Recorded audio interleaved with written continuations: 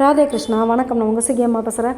வசந்த நவராத்திரியோட 6வது நாளான இன்றைக்கி நம்ம சஷ்டி தேவியை பற்றி தெரிஞ்சுக்க போகிறோம். இன்றைக்கி சஷ்டி தேவியை பற்றி தெரிஞ்சுக்கிறது ரொம்ப ரொம்ப விசேஷம்.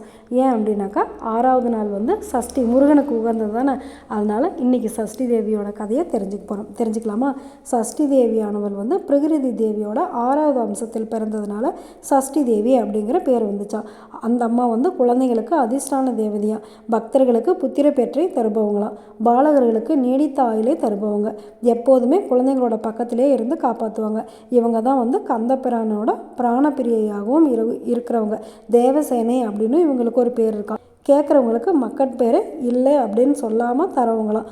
இவங்களுக்கு ஒரு கதை இருக்குது. என்ன அப்படின்னாக்கா, ஸ்வயம்பு மனுவின் புத்திரனான பிரியவிரதன் யோகத்தில் மனம் வச்சு அவன் திருமணமே வேணாம் அப்படிங்கிற முடிவில் இருந்தானா. அதுக்கப்புறமேட்டு பிரம்மதேவரோட ஆசையினால் மாலினி அப்படிங்கிற ஒரு பெண்ணை கல்யாணம் பண்ணிக்கிட்டாங்களாம். அவங்களுக்கு ரொம்ப நாளாக குழந்தைங்களே இல்லையா. அதுக்கப்புறமேட்டு காசிபுராவில் புத்திர காமாஷ்டி யோகம் செஞ்சு அதுக்கப்புறமேட்டு மாலினிக்கு ஒரு அழகான ஒரு குழந்தை பிறந்துதான். அந்த குழந்தை பிறந்து கண்ணு திறந்ததுமே உயிரிழந்துருச்சான். அதை பார்த்ததுமே உடனே எல்லாருக்கும் ரொம்ப கஷ்டமாகி மாலினி அப்படியே மயங்கி சுருண்டு விழுந்துட்டாலாம். அதுக்கப்புறமேட்டு பிரியவிரதன் அந்த குழந்தையை எடுத்துகிட்டு சுடுகாட்டுக்கு போய் மார்போடு அணைச்சிக்கிட்டு அழுதுகிட்டு இருக்கும்போது அந்த சமயம் பார்த்து ஆகாயத்திலேருந்து ஒரு விமானம் வந்துதான். அந்த விமானத்தில் ஒரு தேவி வந்தாங்களாம். அந்த தேவியை பார்த்ததுமே உடனே பிரியவிரதன் நீ யார், நீ யாருடைய புதல்வி அப்படின்னு சொல்லி கேட்டாங்களாம்.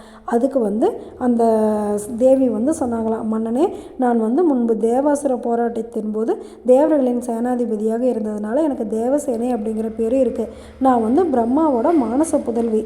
என்னுடைய பிராணநாயகர் கந்த பெருமான். நான் மாத்திருக்கைகளில் பிரசித்தி பெற்றவள். பிரகிருதியின் சஷ்டாம்சத்தில் நான் பிறந்ததால் சஷ்டி தேவி என்ற பெயரும் எனக்கு உண்டு. மக்கட்பேர் இல்லாதவர்களுக்கு பிள்ளை பேரும், நாயகி இல்லாதவர்களுக்கு பத்தினியையும், தரித்திரர்களுக்கு செல்வத்தையும், கர்ம கர்த்தாக்களுக்கு கர்ம பலன்களையும் வழங்குபவள்.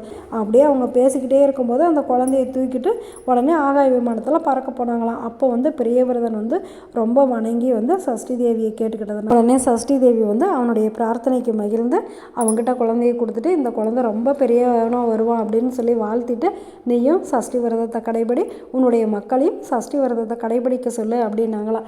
நாமளும் நம்ம வீட்டில் இருக்கிற குழந்தைகள் ரொம்ப அறிவாக வளரணும் அப்படின்னும், அவங்களுக்கு எந்த விதமான நோய் நொடியும் வரக்கூடாது அப்படின்னும் சஷ்டி தேவியை இந்த வசந்த நவராத்திரியில் வேண்டிக்கலாமா? நல்லது நினைப்போம், நல்லதே நடக்கும், ஆனந்தமாக இருப்போம். Okay, bye. ராதே கிருஷ்ணா.